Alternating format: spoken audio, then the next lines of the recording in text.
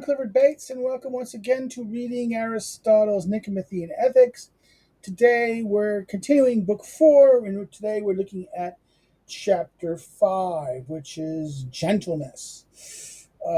If last time we dealt with that, we named the virtue that didn't have any name, that dealt with love of honor and the those without honor, lovers of honor and non-lovers of honor.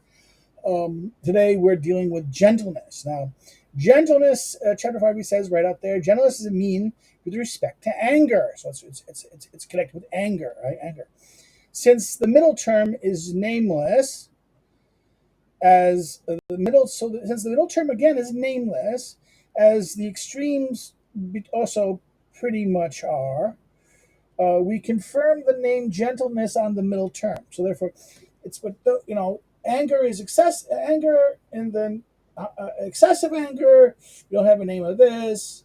Rage, and the absence of anger, and that is that you don't have anger at all. Is that the person who lacks anger at all is kind of what is the English word we would say is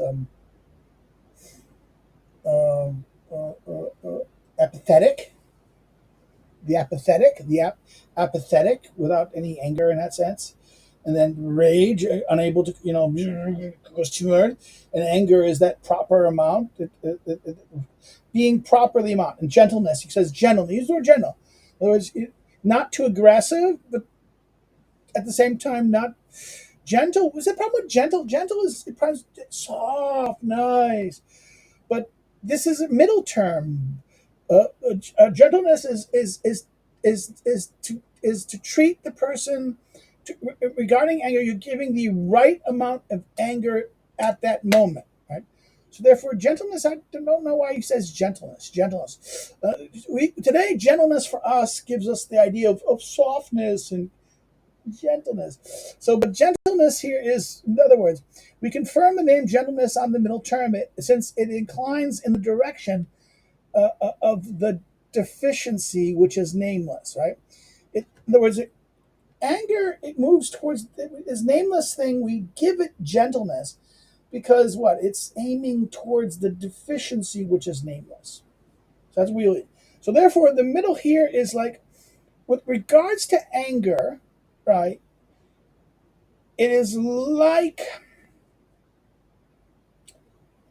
the deficiency is the case where the deficiency is closer to the mean than the excess, and that only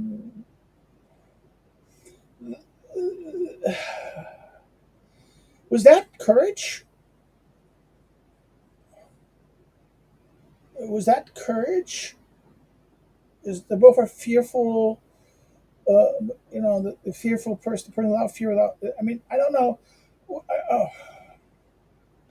I think the closest this gets is the thing that is there. I think it was not sound minded either. Was it moderation? That the licentious person versus the person who is kind of like, again, it was closer to this is unnatural, the opposite of the one who does not like pleasure. I think it may be echoing the position of of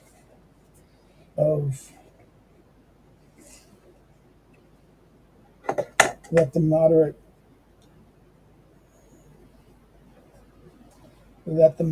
thing that it seeks is that I think that is the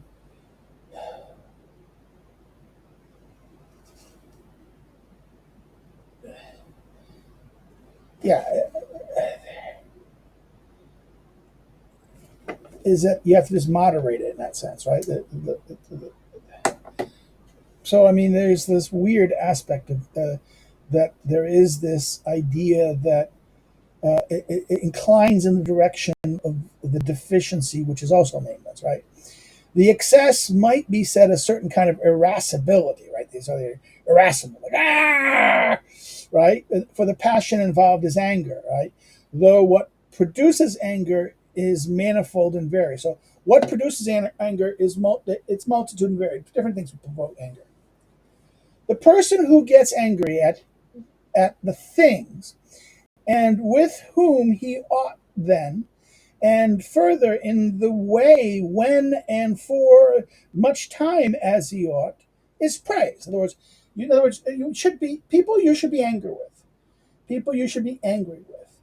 You should be, in other words, people who get angry with the things and with whom one ought to, and further in the way and when time, right way, right, you should be angry in the right way. So who and what, the who or the what, the the way they're angry, the how they're angry, and that's it. Um, the when, the time, and for how much time, how long, as he ought, the person ought to, as fitting to the thing of being is praised. Hence, the person would be gentle. Hence, this person would be gentle. This is irony. I mean, the problem with the term gentle is we think the gentle is someone who's going to be nice to you, who's going to be all kind and soft to you. But here, the gentle is not. Aristotle's playing with the term gentle. Gentle is someone who's firm here. He's going to punish you. He's going to be angry with you for you rightfully deserve this punishment, and I'm angry with you, but not in excess, or not more than you need be, and not any longer or any punishment beyond what is necessary. Okay, so therefore, this is this idea of this.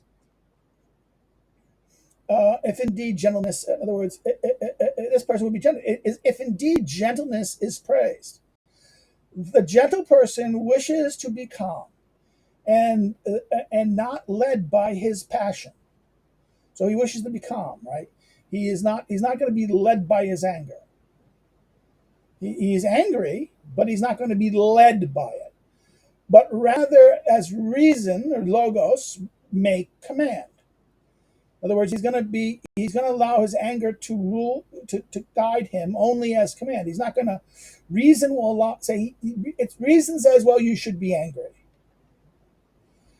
It's not anger controlling your behavior, but reason saying anger is reasonable here. When reason says anger is not reasonable here, then you should not listen to anger, right? You should not follow your anger. So to be harsh regarding the things he ought, this is interesting, he should be harsh to the things he ought, to the things or persons he ought, and for the required time. How much time? How long? But he seems to err more in the direction of the deficiency. In other words, that since the gentle person is not given to revenge, but rather to forgiveness. So wait a minute. So there's a problem. There's the problem. The gentle person is going to lead more to err, because he's going to lead more what? He's going to err in not punishing and not being, he's going to forgive more than, since the gentle person is not, is given not to revenge, but rather to forgiveness. So therefore, he's going to forgive rather than, the problem with the gentleness is weird. It is an error. Gentleness could be an error in this sense. You should be punishing here. Gentleness is, this person has done something, reason tells us, but the problem with this gentle person is, that's why it's not really, gentleness is not really a virtue in this sense. It's something that we like. This is very Machiavellian. He's being, in other words, the question is, should we praise? Is really general. We're kind of, he's kind of making an argument, but at the same time, we get gentleness, but we understand maybe someone we'd like it. We'd like people to be soft rather than hard. But the problem is the nameless, the virtue itself is nameless. And the problem here with gentleness is that you should be angry with this person. There is a right reason. It is right. Reason says it is correct, and you have to punish him or act harshly to him only to the degree it merits it. Right? It merits it. But you don't do it for revenge. You do it because it is right. It's, in other words, you don't do it. It's not revenge. And the mistake here is the gentle person doesn't want to act vengeful, but therefore he'd rather err and to forgive and not punish. Forgive is not to punish. But what about correcting him? The punishment is a correct. If the punishment is a correction, is that harsh? No, it isn't. If the punishment is rightfully given, to what degree is it therefore a deficiency? And to what degree is forgiveness is wrong? It's an error in that sense, right? So the danger of the gentle is that he is more likely to err in the direction of deficiency. Because why? He is going to forgive rather than, because he doesn't want to revenge it. The deficiency, whether it is a certain lack of anger or something else, is blamed. In other words, you should be angry at this, but you're not. Something was wrong. Something was done wrong. A bad has been happened. You should be angry, but you're not. That is blamed. For those who do not get angry at the things they ought are held to be foolish, as those who do not get angry in the way they ought, or when or with whom they ought. So not only if they don't get angry, but if they don't get angry, they are held to be foolish, as those who are what? Who don't get angry in the way they ought to. So maybe they get angry too much. In other words, it's too excessive in this defect of this. They don't get angry when they ought to, to whom they ought to, or when they ought to, or with whom they ought to. Right? They not get angry in the way they ought, the way, or the when, or with whom they ought to. For such a person seems to lack perception, and even not to feel pain. They lack perception and feel pain. They don't feel the pain. Since he does not get angry, he seems not apt to defend himself against an attack. Yet to hold back in this way after being treated insolently and to overlook such treatment of one's kin is held to be slavish. In other words, not to get angry is particularly you have been treated wrong insolently, or you have been you have been abused, harmed, hurt, insolently treated, treated with no respect or insolence. That's what insolence means, respect, and that may come with actual physical chastisement or punishment, or action or harms done to you, or just tone behavior, condescension or insolence to them, right? And to overlook to yourself and to overlook such treatment of one's kin, to the people who you're related to. You're not going to react to that. There is something of a slave in you. You're not really it's actually even worse. You're not a man. You're not a free man. You're not a worthy citizen. A slave is not a citizen. A fellow citizen, a fellow. Your kin has been harmed. And you're just going to let it. You or your kin have been insolently treated, and you're going to there's something slavish about this, he says. The excess arises in all these respects. That is, getting angry at whom one ought not, and at things one ought not, more than one ought, and more quickly and for too much time, though surely not all these happen to one and the same person. In other words, it's going to happen. They can do all these different ways as excesses of these different ways at getting angry at whom one ought not to, and at the things one ought not to, and more than one ought to, and more quickly and for too much time. But not all of this is going to, not all these different things that happen. The same person is not going to do all these at the same time. It's going to be some things of this. This would not be, in other words, he says that if all this happened to one and the same person, this would not be possible, since when what is bad destroys even itself, and if it is complete, it is complete in all part, it becomes intolerable. In other words, if the person is doing this, he's extremely angry. Everyone, it's beyond that. This will destroy itself, and it become intolerable.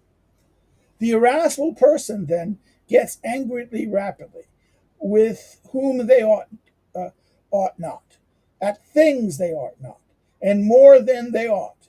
But they rapidly cease. But they rapidly cease being angry, which is in fact their best trait. So the irascible person will get angry, but at a certain time. So irascible is that they'll get angry quick, but then what happens is they rapidly cease being angry. This happens to them because they do not hold on their anger, but retaliate in a manifest way on account of the quickness of their temper. And then they leave off. So they're irascible. So the irascible is kind of like they get angry quickly, they get quickly angry, they react, but then they forget, right? The choleric, are exceedingly quick-tempered and irascible towards everyone and everything, hence to their name, right? 29. The Greek term arokulos has similar to that of the word English choleric, or means bilious, right? Meaning excessive chilo or bile. The humor thought to cause anger, right? Bile, full of bile. This choleric or bile, right? The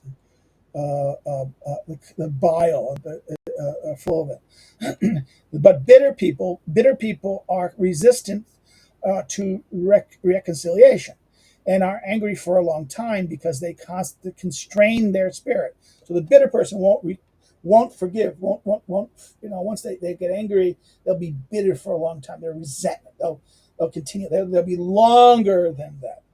So that the first person, the irascible, is angry, too quick to anger, but once and retaliate, but they will let it go. But the choleric will continue to hold the anger to them. It'll be constant with them. They are resistant to reconciliation and are angry for a long time because of because they constrain their spirit. Yet it does not come to a halt when they retaliate. In other words, even if they retaliate, since revenge makes anger cease, right? The argument is thus produce. Yet it does come to a halt when they retaliate. So therefore, if when the choleric person retaliates, the revenge makes the anger cease. Since revenge makes the anger cease, thus producing pleasure now instead of pain. So anger is a kind of response to pain, right? Anger is kind of a responding to a pain, right? And that once I've given revenge, what the pain is gone and I get pleasure, right? That's the flip of it. They retaliate since revenge makes anger cease and produces pleasure instead of pain. Whatever this does not, whenever this does not occur, bitter human beings carry a heavy weight. In other words, if the vengeance or thing does not produce pleasure to undo the pain, it's a bitter thing. It's a heavy weight because their anger is not manifest. No one persuades them out of it, and time is needed to digest it. In other words, you need time. So when this does not, the revenge does not satisfy it, does not get pleasure, does not end the anger. It sits there and smothers. It does not occur. The bitter human being carries a heavy weight because their anger is not manifest in that sense. Right? Because it's no longer it's no longer just completely manifest, but no one persuades them out of it. And time is needed to have it go through their system, digest. The word digest is you digest, it leaves your system, right? It has to go through your system. Um, it in oneself, right? Such people are most troublesome to themselves and their closest friend. These people who can't, these colic, bile in that sense, they cannot. So therefore, that's very interesting. Bile. This is therefore we get a whole different. In other words, it's more complex. This kind of people who are angry and the different types of wrongful excessive anger, right? The car the irritable the colic or the biles, the bilious. These are more troublesome. Such people are troublesome to themselves and their closest friends. We speak of harsh people as those who are harsh regarding the harsh. Now, we speak of harsh people. Now, this is the next category. So we did with the first is the irascible, then the bitter or the bilious, and then now we're dealing with the harsh. The harsh are those people who are harsh regarding matters not requiring it. In other words, they punish, they're harder on those than it requires. They give excessive response, not requiring it, and who are harsher than they ought to be, and for too long a time, and who cannot be reconciled unless they inflict revenge or punishment. Okay? We set the excess in question as more opposed to gentleness than the deficiency, right? The gentleness, then, okay, the bracket, then the deficiency. I don't think the bracket belongs at all, but opposed to gentleness than the deficiency, for it also occurs more often. Since to seek revenge is more characteristically human, and harsh people in other words, it's all right to seek revenge. To seek revenge is more characteristically human, and the harsh people are worse to live with. So it's not seeking revenge is human. It's normal. It's expected. But to seek more, the heart that you demand it to be punishment, to be worse. In other words, harsh means you want more. You want it to be harsher than it ought to be. You want more punishment. You want more time, and cannot be reconciled until the revenge is and the amount of punishment is delivered. Right. This is the harsh person is worse to live with than mere revenge. Right. It is said what is said earlier is clear also from the point of view being discussed. It is not easy to determine how, with whom, at what sort of things, and for how much time one ought to be angry, as well as up to what point this is correctly or erroneously drawn. It's a very difficult thing. He says, as already discussed, from the point of view discussed, it's not easy to determine with whom, at what sort of thing, and for how much time one ought to be angry, and as well as up to what point is this correctly or erroneously done.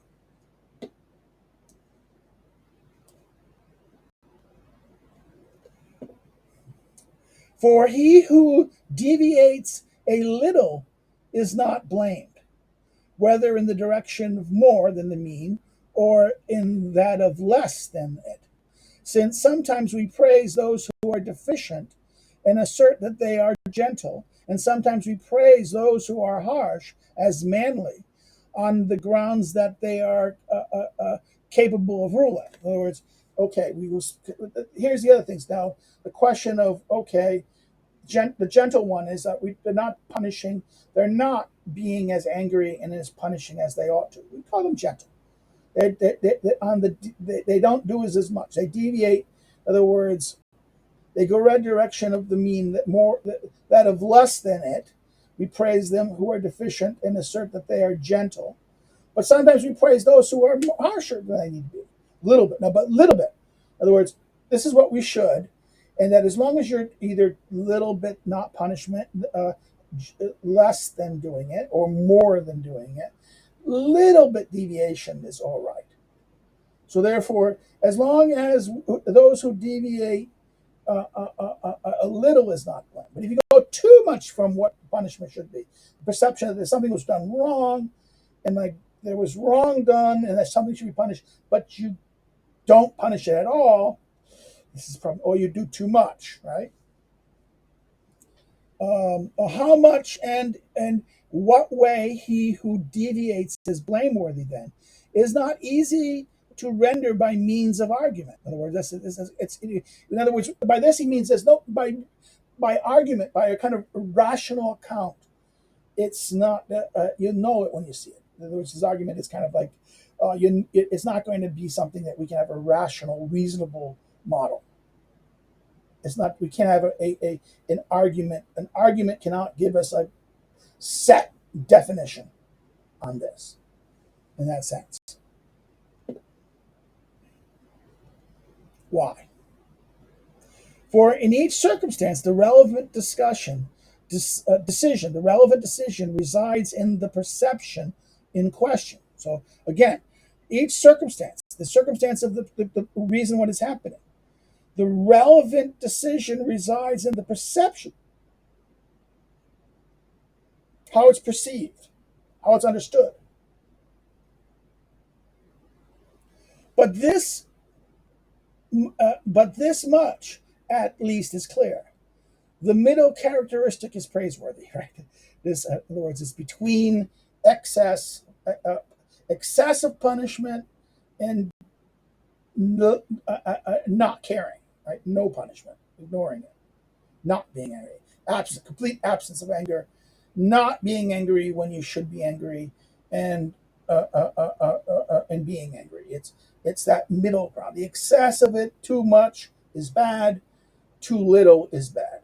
But that means that in the deviation from either excess, a mild deviation of excess is permitted and maybe even praised, and a mild deviation from excess may likewise also be praised.